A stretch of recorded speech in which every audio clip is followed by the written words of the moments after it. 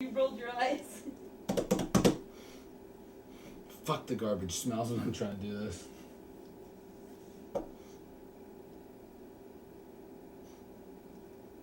Yo, what's going on, everybody? Welcome to another episode of Sports Hub Central. I am your host, Chad. I'm flying solo once again this week, and it's going to be, we might as well rename the show Major League Baseball Central today with what's gone on with the Josh Hamilton massive 5-year, $125 million contract signing with the Anaheim Angels, a team that nobody would have ever expected to emerge as the ones that would bring in the former MVP after what had happened last year with signing Albert Pujols and CJ Wilson taking on nearly $350 million worth of salary right there. Now, besides that contract that went down, there's been plenty of other big-time moves that have occurred in Major League Baseball in this very intriguing offseason. So once I'm done breaking down this free agent signing here and the way it's going to impact the Angels and even the Rangers moving forward, I will briefly touch on some of the other deals that have gone down and the way I see it sort of shaking down here for what is going to be an extremely exciting season coming up here in the next couple of months. So when you look at this Angels team, the reason why I think it's such a shock that they signed Hamilton is because the offense is absolutely stacked as it is. You see what Pujols is capable of doing. Sure, he got off to a bit of a slow start last year, but he got back on track in the second half. I think after having a full year under his belt, getting more acquainted with the organization, he might not dominate to the point where he did in St. Louis in his previous seasons, but it's not crazy to think that he could be an MVP candidate again.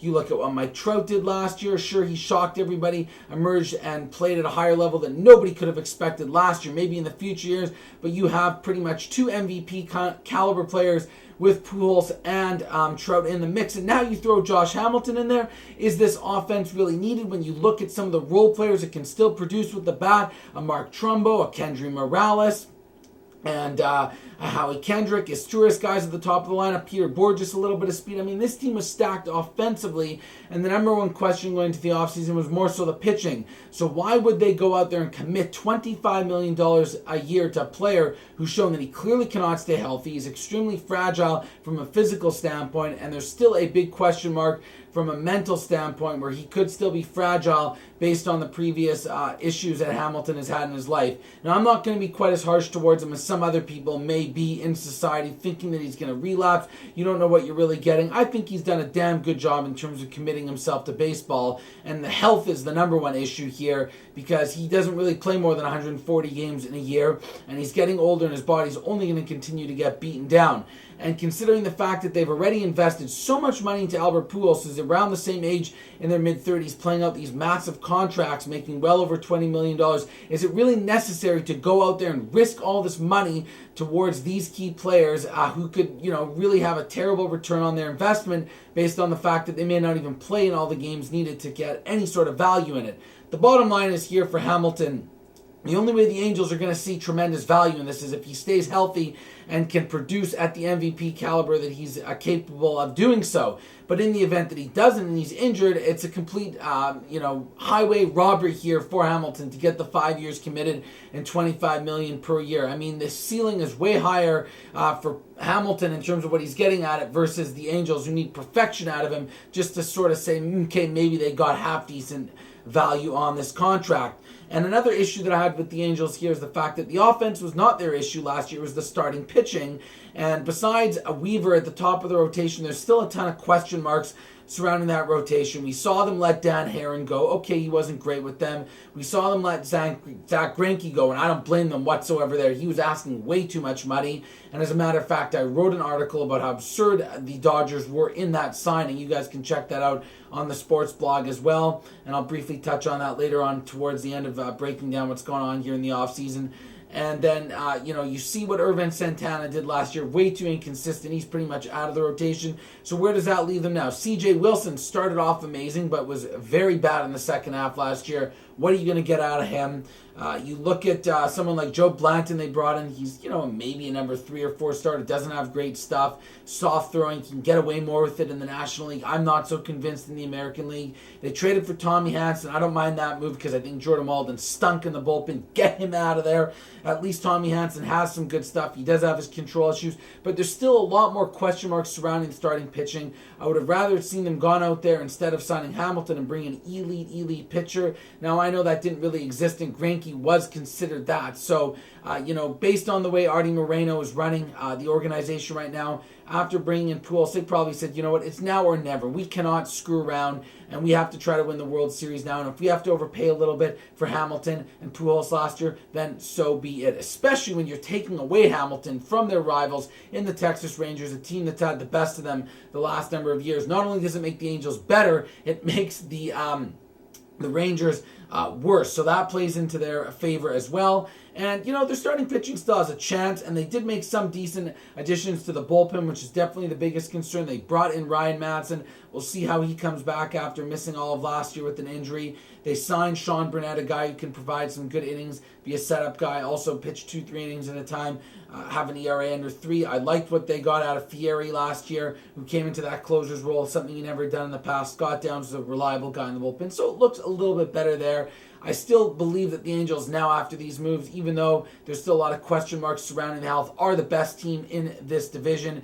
Yes, okay, Oakland was great last year, but I don't think that run keeps up this year. Their starting pitching is very good, but I don't think that hitting is going to produce at the same level. Seattle stinks offensively, and the Rangers have just lost way too much. They also lost Young this offseason as well, and if you just look back to the years when they made the World Series, they've lost so many players. C.J. Wilson last year left.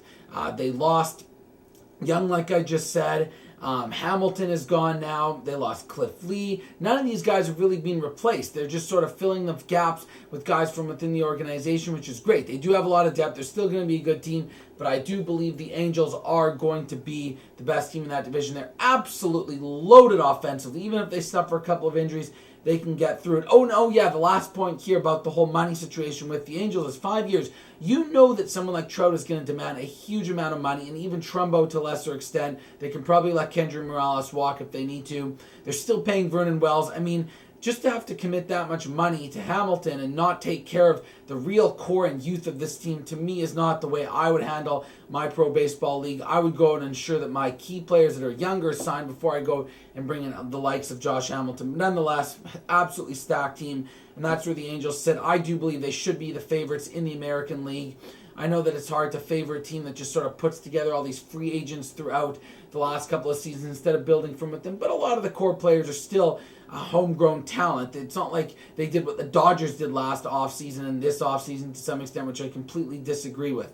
So we put aside the Angels, a couple of other teams in the American League. I like what the Kansas City Royals did going out there and getting Shields and Davis. They bring some much-needed starting pitching into their rotation. A team that's always criticized for being cheap, refusing to sign some of their own players, never bringing in key free agent players to improve their team. You know what? Their team is young. They've got some good offensive players.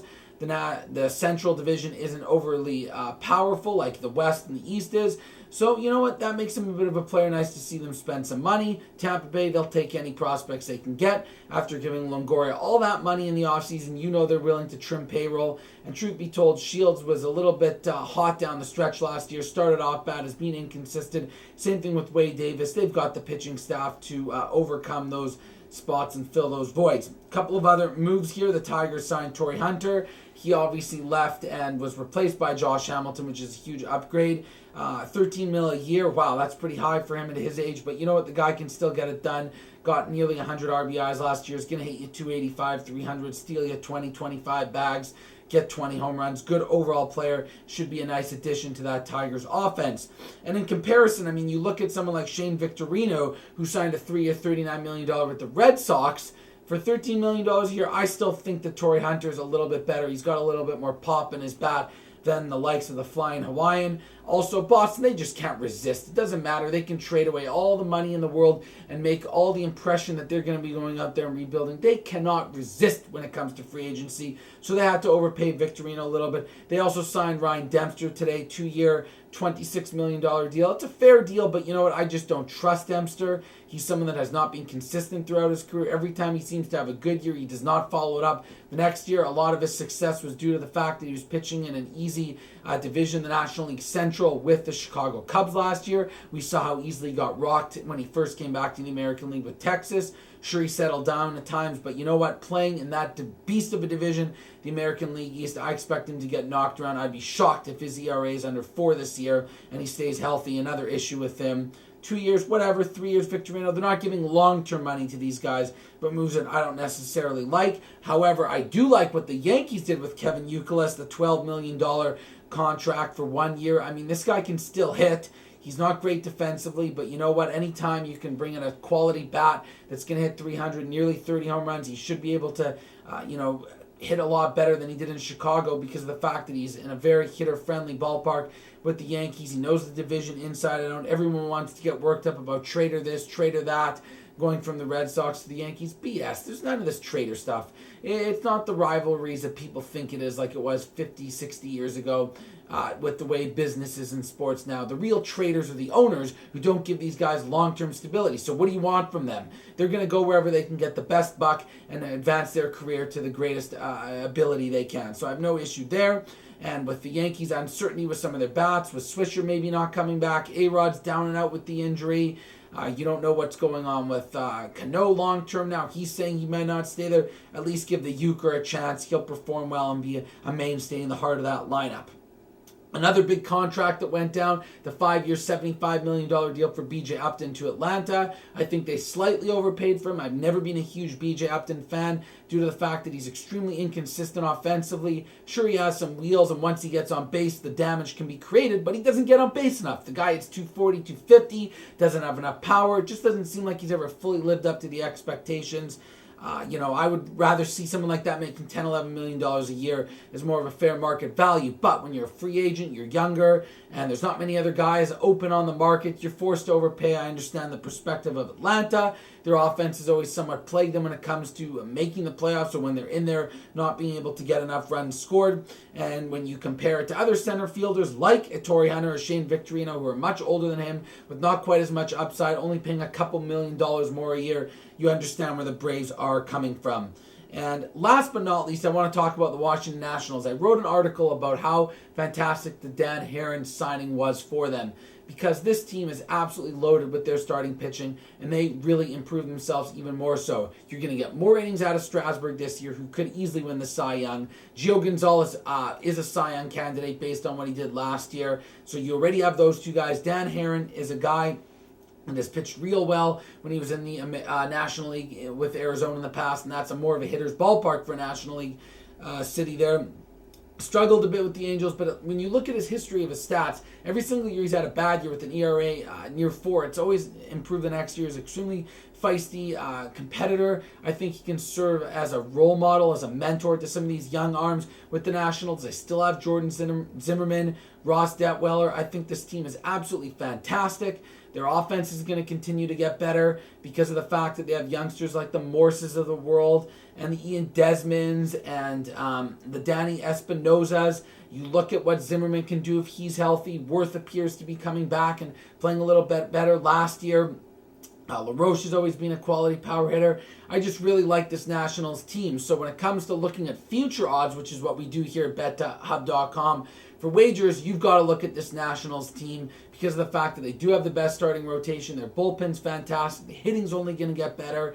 And I think they learned a good, hard lesson last year from the playoffs. They fought really hard against St. Louis, even though they choked that game in Game 5 there. They were down 2-1 in the series. And I think they draw on that, and that's the best team over there. The Angels are the best team in the West, in my opinion, right now. So if you guys want to take a look at some of these futures for Major League Baseball, which is always a great idea, it keeps you intrigued in the season. Sometimes it gets really boring in the middle of the summer. You're out at the beach, you're playing golf, you're not quite as in tune to sports. You might not be betting on baseball as much on a daily basis, but there's nothing better than holding that ticket for the whole year to still keep your eyes on the box scores, tune in whenever you can, and cheer for that one team the whole year. So make sure that you guys get involved with that at BetHubb.com. You can check out the link below underneath this video here. Sign up for your account today. If you already have one, even better. You can cash in on some of our bonuses that we have going on out weekly.